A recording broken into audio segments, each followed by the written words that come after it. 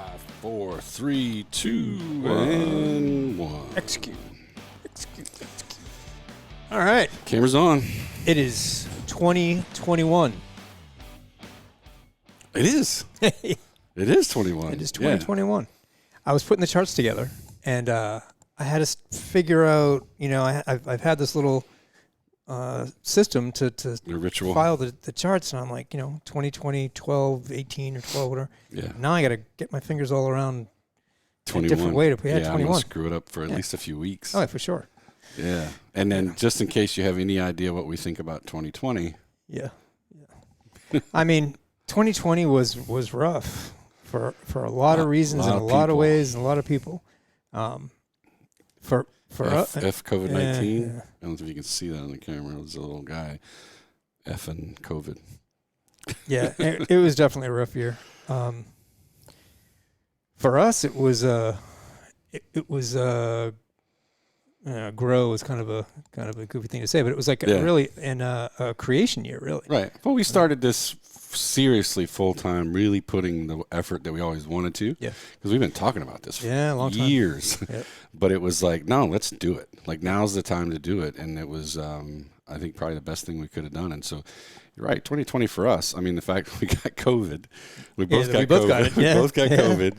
And, all the crazy things happening, otherwise. Not too bad. Yeah, I'm looking forward to 21, though. Yeah, right. I mean, 5 years from now, we'll look back at 2020 and, I look at this year like when I was when I was the age 20 and I turned 21, and, it's that magic number where you can now, you're legal. Right. I kind of feel like that now. I feel like, man, 21, we're finally 21. We shall see how it goes. But, yeah, that kind of goes into the quote for the day. Oh, we got the quote. Yeah. I got to make sure they see it. I can see the quote. There we go. All right. Quote got sent down from a very excited follower of the site. Make it a habit to tell people thank you, to express your appreciation sincerely and without the expectation of anything in return, says Ralph Marston, who actually was a early 1900s Boston, what was it called? There's a football team in Boston, like a professional football team. Way before the Patriots, it was like 1930. Football team? Yeah. Oh, it was Boston Patriots. No, it was like it was. I can't remember. I shouldn't even have gone on to this because I can't remember what it is. At any rate, Boston football team. Yeah, Boston football team. It's like the Washington football team. Yeah, it don't have a name. So yeah, we just wanted to say thanks to everybody that's helped us, get this project off the ground in the past year, especially the podcast. I mean, this is huge. Yeah, this has been a lot of fun. I really wanted to do this. I did a podcast for about a year. A few years back with some buddies, and I had a blast. And I was like, man, we got to do this, Jerry. Yeah. I mean, nobody else is. We were just talking about it, right? There are other guys that do 2 or 3 or 4 podcasts, and it just goes away. Yeah, and we're not going away. We'll be doing this every week until. I mean, the market's going to change every week. Exactly. And we may as well talk about it. Yeah, and you got a different scally cap for every week. I do almost. I need a red one. I need the Christmas one, but I mean, I don't need it now. I got to wait. Yeah, somebody sent us a link to find a Christmas one because we couldn't find any red ones. Yeah. Okay, so this is the first part of the show here. We got a little reminiscent. Yeah, a little reminiscent, going backwards and going forwards. So we've had some questions over the last couple of years about not so much things about TSP specifically, but about where are we from and what's our claim to fame and how did this whole thing get started? How did a couple knuckle-dragger military government guys like you learn this stuff? Right? I love that. I mean, that's pretty much the essence of what people are asking. Like, who do you guys think you are? Right. I'm not going to keep the questions up there because I want them to see our faces when we're answering this stuff. Yeah. So actually, yesterday, the day before, we were talking about it, and your sort of comparison was really good. Oh, talking about like how you got into this? Yeah. Oh, yeah. So people ask me, all the time because they know I'm not the financial guru, right? That's clear. Right. If they know me, they're like, yeah, Conrad, you don't really do, like, I follow it, obviously, because of you, but definitely not, not something I did. But I say, you got to think about Jerry. like that kid who went with his dad like out into the garage and learned how to work on cars, right? And so he knows how to fix cars. Maybe he's even a mechanic. He can fix just about anything that goes wrong with a car. And he grew up doing that and learned it from his dad, right? I was like, Jerry's the guy that his dad was talking about the S&P 500 at the dinner table when you're 12 years old, right? I mean, I've been at the dinner table with Jerry and his dad and his mom, and they're talking about the market. You never heard my dad talk about the Bruins, right? No. I mean, we weren't a big sports family when I was growing up, but we didn't talk about the market. Right. And I honestly, like, I'll say that jokingly, but I think it's such a disservice to kids. Because now I do it. Like, are my girls interested in it? No. Yeah. But they understand what I'm talking about when I say, hey, these are the kind of things as you get older, you have to understand. You cannot become financially independent. You cannot become wealthy without understanding finance and investing. You have to. The basics. You have to know the basics. And they don't teach us that stuff in basic training or police academy or, whatever. Or high school. Or the Naval college. Academy. Naval Academy, no. There's not a class. No. And so, So, you grew up doing this from day one, right? And it's funny because nobody would question some guy that's been working on cars for 30 years if he knows how to work on cars. Right. But because you've been doing this for 30 plus years, it's like, well, wait a minute though. You were law enforcement. You were a military guy. How do you know how to do this? Right. Well, there's plenty of military law enforcement guys that know how to fix a car. Sure. Yeah. I mean, like it's the same exact thing. Yeah. You're exactly right. Yeah. I mean, I know how to fix computers. It's not because I was in the military or law enforcement. I just enjoyed doing that stuff, like geek stuff. So yeah. So the next bullet I had there. So this particular thing we got going on right now, right? So the newsletter.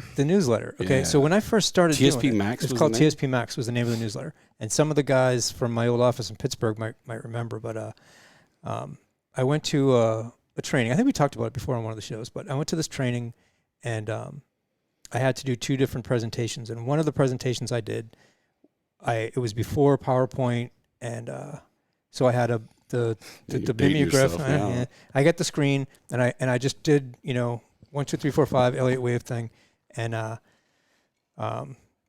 showed people in the class how to read a chart, how to make a chart and read a chart, and how basically the market goes in and out in waves. It was very basic and very simple, and they had no interest in grading the presentation. They were very interested in the content and the topic. Yeah.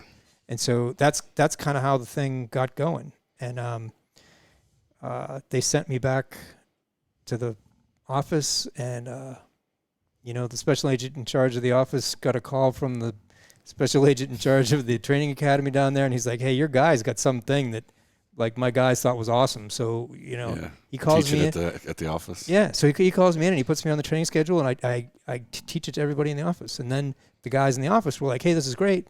Now what are you gonna do? Like you kind of gave it to us a little bit, but what happens tomorrow or next week?"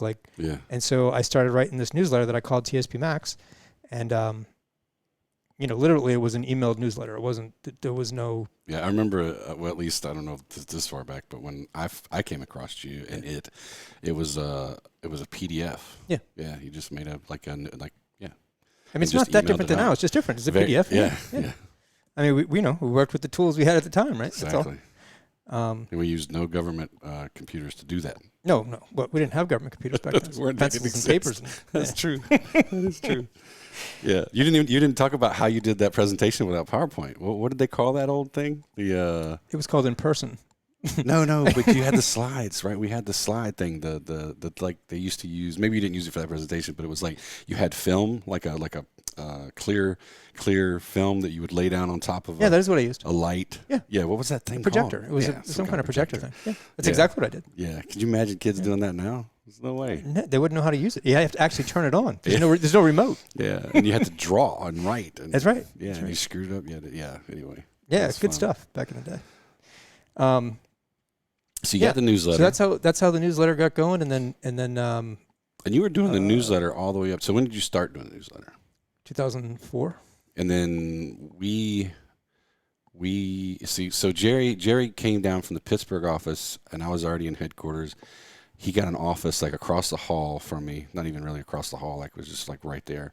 And I remember, I don't remember how we came across the topic, but I found out that you were doing it, right? And I jumped in on the email list, like everybody else. And I literally remember not reading one newsletter. Yeah. All I cared about was where do I need to change the allocation? Right. I don't care. Like, because it wasn't that I didn't have any interest. I was just, we were all so busy. Yep. Like, I was amazed you had time to do this because we were like crushing it. We were doing all these crazy things back then. But anyway, so I think, I talk to people that are members that are like, yeah, man, I love all this analysis, but there's times I don't have time for it. And you just tell me where to put my money. Right. I'm like, okay, well, we're not telling you where to put your money, but yeah, you want to follow along, then great. And that in and of itself was such a huge value. And I remember, I think I talked about this on the show. I might be kind of digressing. I do that all the time, but in that same time frame, because I think that was like 2007 when you came down to headquarters. Somewhere in there, 6, 7, 5. Yeah, somewhere in there. I think when we ended up getting, we got together, it was a little bit later. Yeah, so anyway, it was right before the big crash. Yeah. And fast forward a little bit, I literally remember guys and gals like crying in their cubicles or in their office who lost half their retirement, like lost half the TSP. And I'm sitting here going like, how did you lose it? Like Jerry's right there. Yeah. Like he's literally next to your office. Why weren't you paying attention to all this? Because we've been talking about it. Yep. Like you would talk about it anytime anybody came to you with a question. Yeah. And that's another thing that was great about you is that you never hesitated. It wasn't like I don't have time for that. You were like, no, let me tell you about this. Because you have a genuine interest. Right. You like it, right? So anyway. Yeah, that's kind of how it was from day one. People. When I first did that presentation in Pittsburgh, they understood what I was saying, didn't want to learn all this stuff, right? They understood what I was saying. So they're like, okay, we like that you're doing the newsletter. We like to read it. And almost everybody said this. But no, we're not really reading it. Like we want you to write it, but we don't really want to read it. We just want to know what to do with the money, right? And I want to feel confident that you know what the hell you're talking about. Right. So the newsletter was a great way of validating it, giving it credibility. It's a credibility thing, Yeah, it's always been that way. Yeah. So, so we started talking. We talked about a little bit. How did the two of us get together to create the Screw My TSP thing? I mean, I think the funnier thing is it was when you. I think we were in the gym. Or in the office somewhere at headquarters, and you're like, "Hey, have you ever heard of this CrossFit thing?" Oh yeah, wow, yeah, man, that was weird. I think because CrossFit didn't exist when I was in the Navy. Yeah, so, I mean it was like 2003 or 4. No, it wasn't when you were in the Navy. Yeah, and so long story short, we started a gym together and had a great run. Yeah, about 6 years owning a CrossFit gym, met a lot of great people, had a lot of fun, but it was also just freaking exhausting. Yeah, between a day job and we're doing both, and a bunch of coaches. And I was going to college too. I was going to grad school at the time. And anyway, blast, wouldn't trade it for the world. But my gosh, man, when we got out of that, I didn't realize how exhausting it was. Yeah. And so we'd already owned a reasonably successful business. Whatever. We also have always. One of the things we've always had interest in was, entrepreneurship and business. And, so we've been talking about this stuff forever. And we just kind of got to the point where we're just like, man, this is the thing we should have been doing. Right. Because and I don't know if you're going to get into this, so I don't want to get ahead of us, but I mean, it's really not about a business perspective. I mean, it's not been about the business part really for us. It's been about this idea of how frustrated, at least, this is my version, how frustrated I have been over the years that nobody tells us this stuff, right? That we're going to spend, right? If we're doing, the greater good, working for the flag, we're going to put 20 some years of our life into public service, which I loved every minute of it. No, that's not true. I did not love every minute of it. I am glad I did everything I did. But anyway, but they don't set you up for success in retirement. Like they don't. No. Right? And so maybe it's not their job to do it. Who cares, right? No blaming, but the point is they did not set us up for success. So knowing that now, 30 years later in public service, to be able to, through this medium, right, through what we're doing, to be able to reach out and help people, I mean, I sleep well at night. Yeah. Like I feel good about it, right? Because I know the system works, right? I've watched you do it for however many years. And so I know what we're doing is like correct, Yep. right? And then you flip that and say, oh, well, before, you were, it was a lot of it was 1-to-1, right? Yeah. And then we decided with this to kind of take it online and do like 1-to-many, right? Hopefully, 1 to thousands and to tens of thousands at some point. Yeah. I mean, sharing this thing is, it's really obviously why we're doing it. Yeah. I mean, that's. Yeah, we definitely don't wake up every morning thinking about like a paycheck. Like those days are gone. Like we're fortunate enough to be, Jerry's right behind me, but retired. Like Uncle Sam's sending me my money. I'm good. Right. Yeah. But now to be able to wake up and not, and be able to like help folks in this way, like I'm jazzed about it all the time. We talk for hours about how we can make it better and what we can do. And it's just a good feeling to be able to like share this in a way that like, hopefully, some young government worker or military member, some private or some sailor is like freaking a millionaire because they listened to our show. One of our friends, who I won't call out on the show because he very well may be listening, but he retired yesterday. Oh, yeah. Yeah, and I know he has $1 million TSP account. Right. And I know he's been following our stuff. Yeah. Yeah, it's a good feeling. And here's the thing, too, is like if you do it, so he probably didn't start following you like day one. No. Because you weren't doing it, right? But think about somebody that follows it for 20 years. Yeah. Or not even just following us, but gets educated enough to be able to actively manage their TSP. Right. You're going to be a multimillionaire. Yeah. Not 1 million. There's definitely not 1 million. I mean, if you know what you're doing, that's great. If you just have a foundational, basic understanding of how the TSP works, when you come on when you're 25 or whatever, and you work for 25 or 30 years, you'll definitely be a multimillionaire in the end. I mean, even if you only contributed the 5%, right, to get the 5% matching, you'd. The math is in your favor. Oh yeah. Yeah, as long as you don't take the 50% drawdowns, which if you've been following this show, you're not taking those drawdowns. You're not doing it. Yeah. So that goes to the. So that's how we got together. The next one. Yeah, that's how we got together. But so that's the next one, right? You guys didn't come from Wall Street. You have no formal education in finance. Why should people follow GrowMyTSP?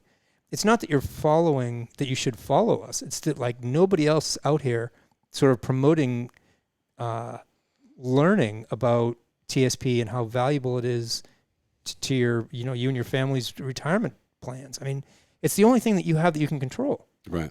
You can control your retirement to the extent that whether you stay in for 20 years or 30 years, right? That matters. You can increase your pension a little bit. You can. Right? And that's, you're going to get 34% or whatever the percentage is. And it goes up by 1% a year at some point. It's not. You can't control it that much. You're not getting to 100%. No. If you go out as a GS 9 versus a 15, that's a big difference too. And you have some control over that. Not necessarily a lot, but some control over that. Right. But the TSP, you have a lot of control over how much you contribute, how you manage the allocations in there over the years. You have a lot of control over that. Yeah, and nobody tells you how important that is to your later life. And it probably goes that way for young people in general. Yeah. Although I'm hearing, through reading articles and stuff now that it seems that millennials are way more interested in it than we were, right? Well, you see it, more than I do. That there are a lot of people that are answering the questions in the Facebook group that are 0 to 5 years in the government, right? Which is exciting. It's awesome. Yeah.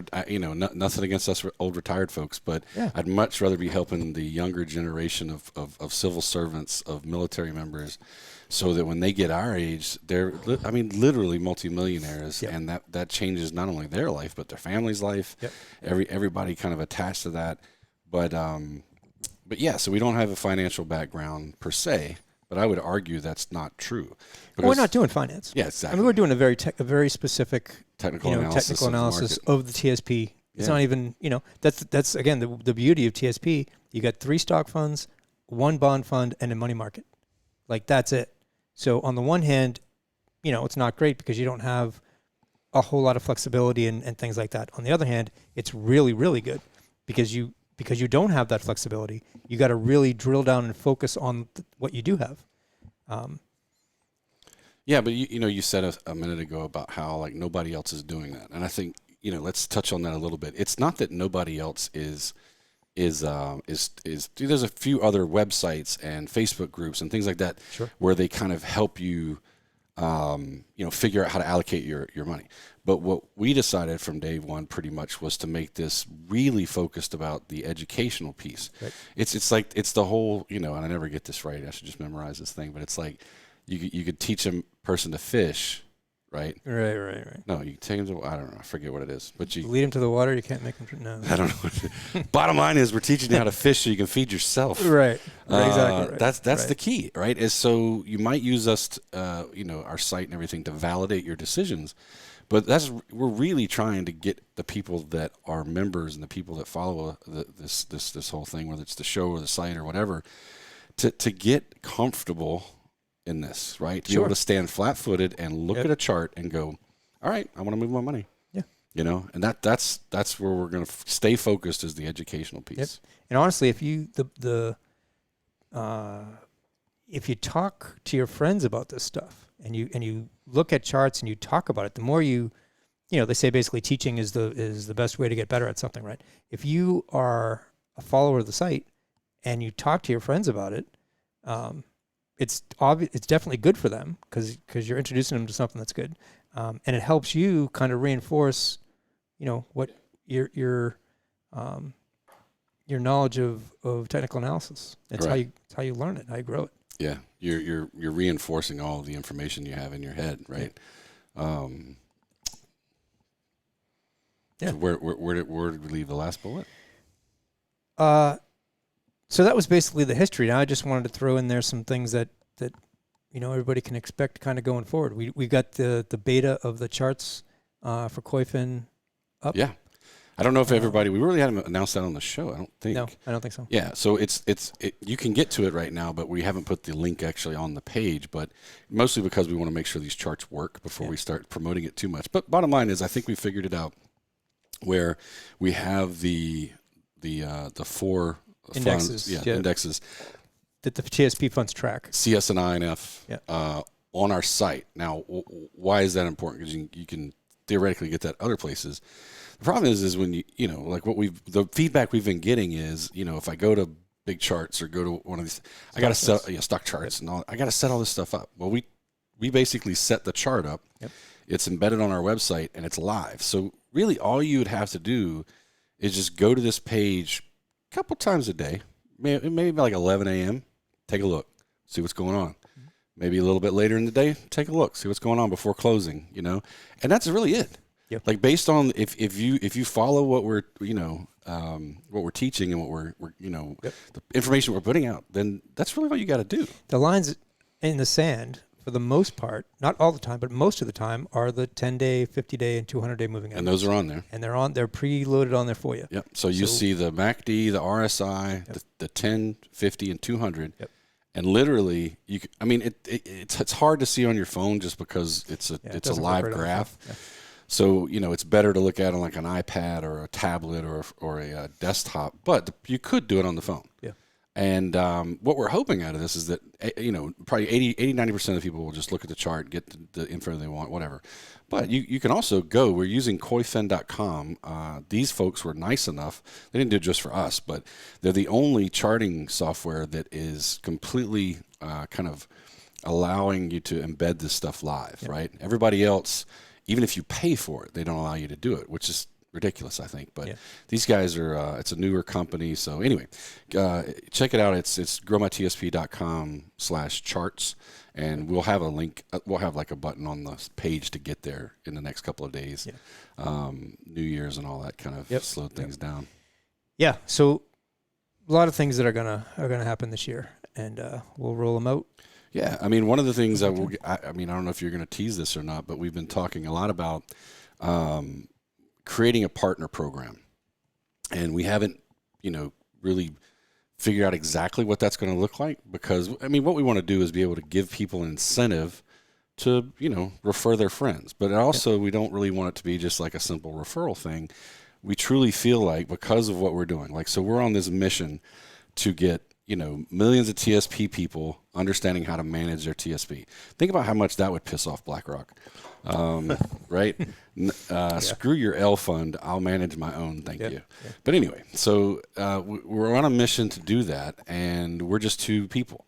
So if we have these partners, right, in this, and they're spreading the love and giving the information out, we want to give you a little something back for doing And a lot that. of people are. It's just that we don't have a structure to like acknowledge that. Yeah, and we may not need it. We still haven't figured out if we need it or it's a good thing. So anyway, looking at that some sort of a partnership program, and then also we are partnering with a nonprofit this year that we're going to go into a lot more about.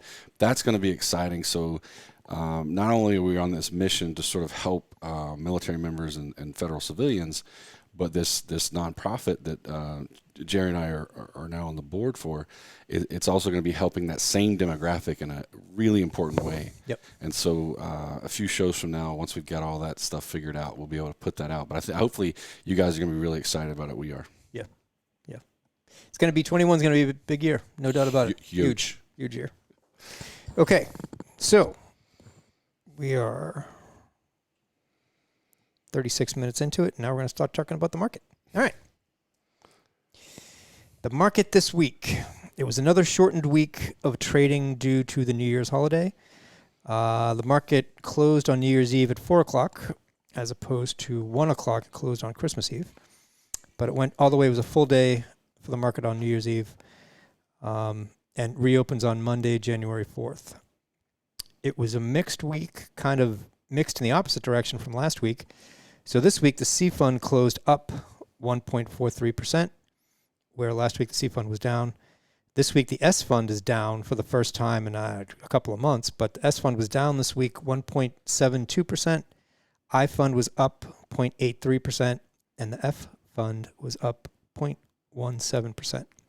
So if you guys watched the show or read the newsletter last week, the whole thing was about the Santa Claus rally, and we are 5 days into the 7-day Santa Claus rally period. So the first charts are going to be, we're going to look at what's happened over those 5 days. Okay. So the first chart's the S&P 500, it's the C fund, and it's the definition of the Santa Claus rally. So for the purposes of the definition of the thing, the closing price on the 23rd is right there, right? So it's roughly 36.90, more or less. 36. I can't read. All right, it's mostly that's where the arrow's pointing at right there.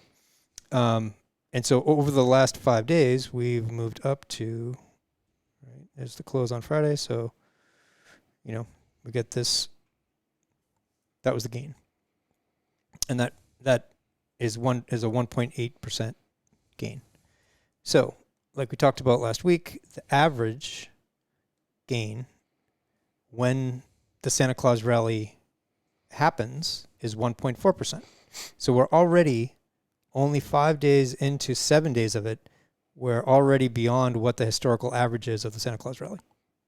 So that's pretty good, right? So if we stopped right here and the market went flat for the next couple of days, the Santa Claus rally, quote unquote, would be happened in 2020.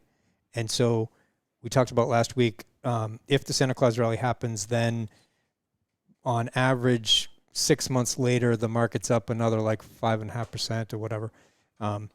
So, and again, it's all stats. So it's just something to keep in mind as we go forward.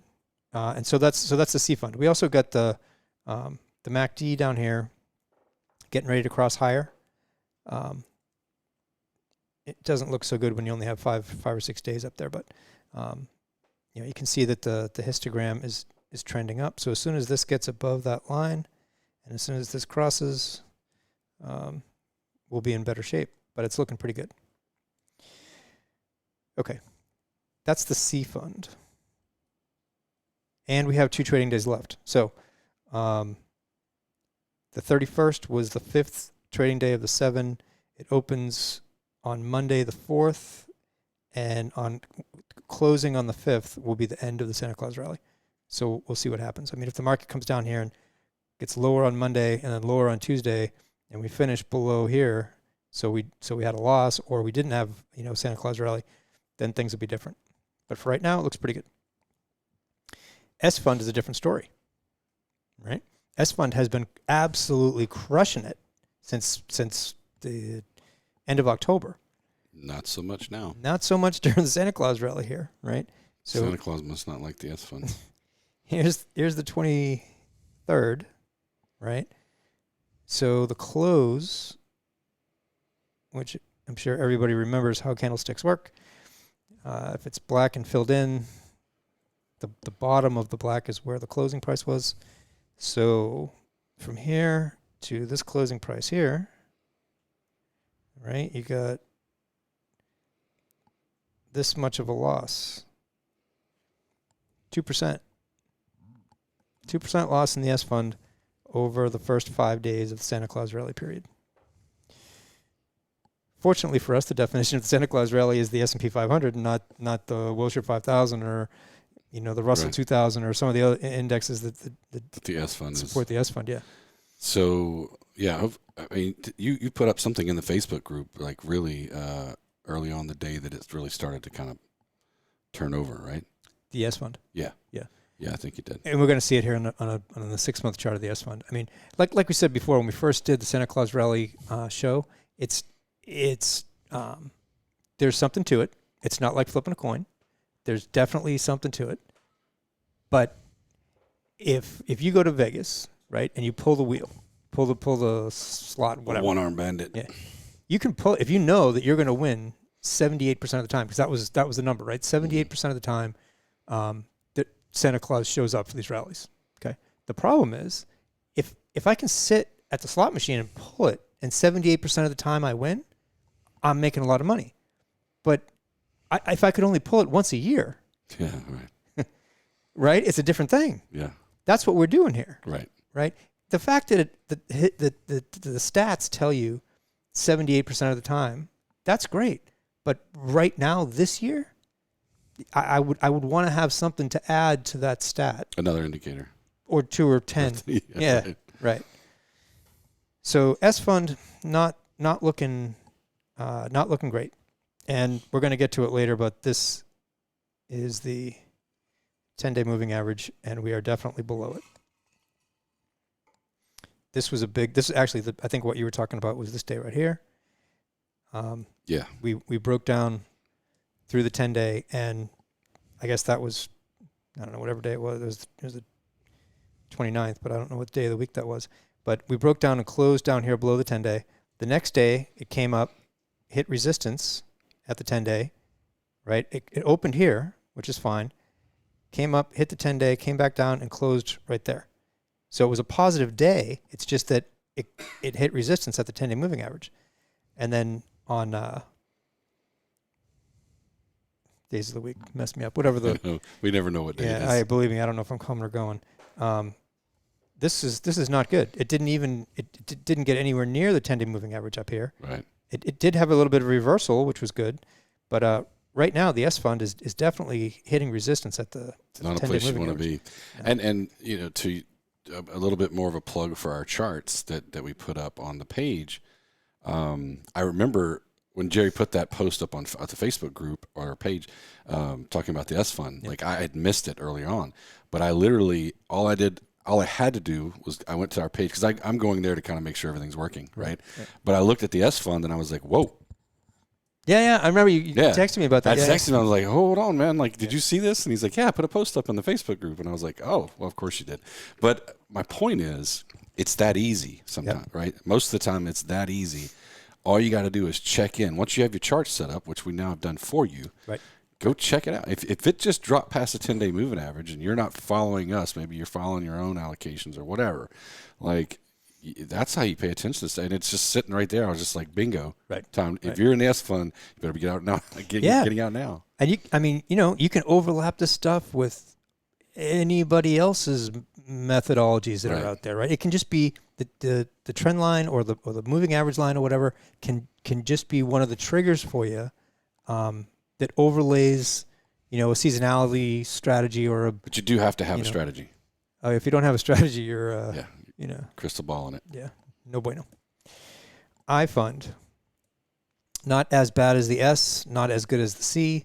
Had a pretty bad last day of December, but it did reverse, not at the 10-day, but close to it. But it did have a pretty big volume down day. So we'll have to wait and see on the iFund. It doesn't look great, but as long as it keeps support there at the 10-day moving average, then it's good. But I don't like the looks of that chart. C-Fund looks great, though. Unfortunately for us, that's the definition. So those are the three funds. All three of them, in terms of the Santa Claus rally, look different, right? And we got 2 days left. So hopefully the iFund finds some support here on the 4th and then comes back up here on the 5th. And we got from the 23rd, close on the 23rd was right here. And say we close up here, and we get this is the positive delta. That would be fantastic. All right. We shall see. All right. So that is the S-Fund or the Santa Claus rally sort of mid-game show because we still got 2 days to go. Okay. So if we broaden the perspective out a little bit and look at the charts that we ordinarily do, we got C-Fund. C-Fund had a great day, last day of the year. It closed at new all-time highs, which is definitely what you want to see. Got support at both the 10-day moving average and the short-term trend line. So the C-Fund looks great.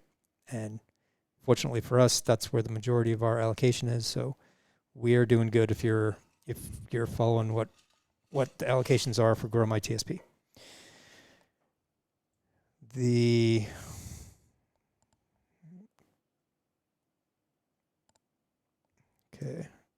S-Fund. Let's see. I'm just going to zoom in. I don't even need to write on it because we already talked about it. 3 days ago, closed below the 10-day moving average. We had 2 days ago, it was a positive day, but it reversed down, hit resistance there, and then the 31st stayed below it. So if we get a close,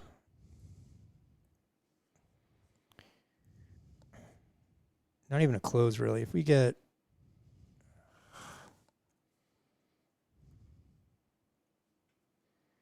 particularly a close, but even an intraday,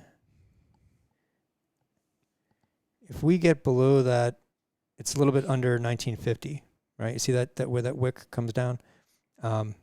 If we get a close below 1950, I would be looking for the S-Fund to come down to the 50-day moving average right now at 1805.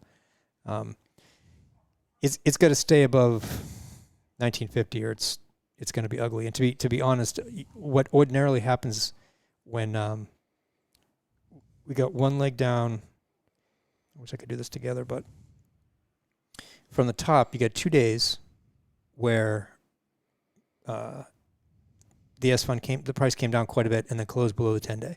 Then you got another 2 days where the one day it was up, the price was positive the next day, but basically it was flat and went sideways.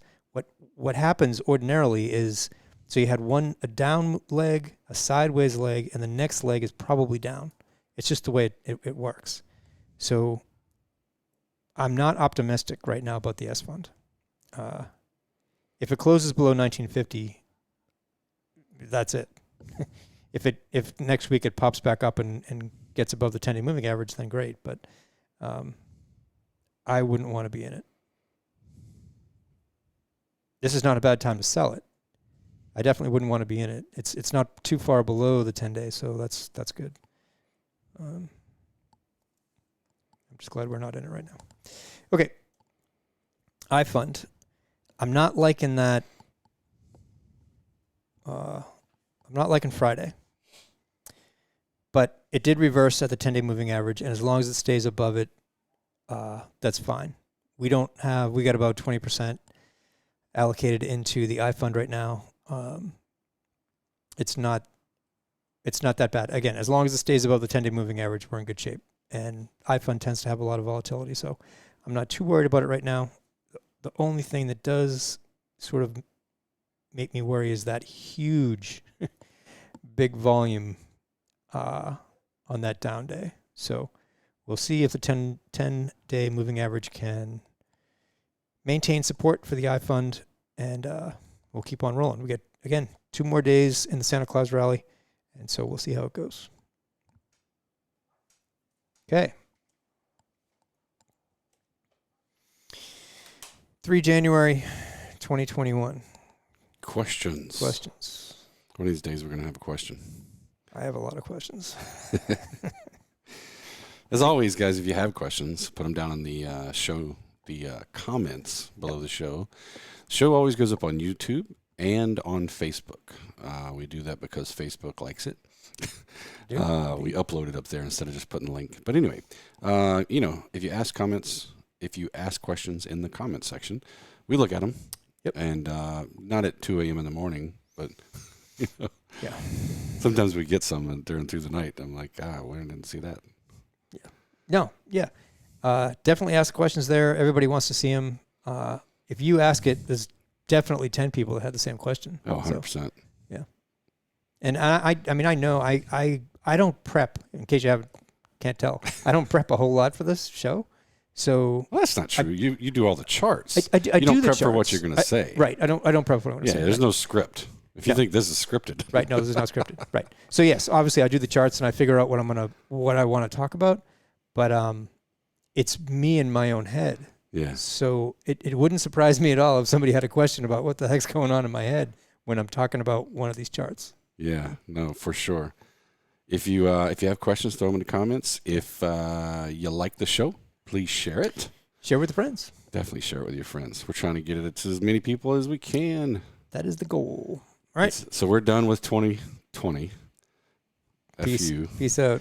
And then 2020.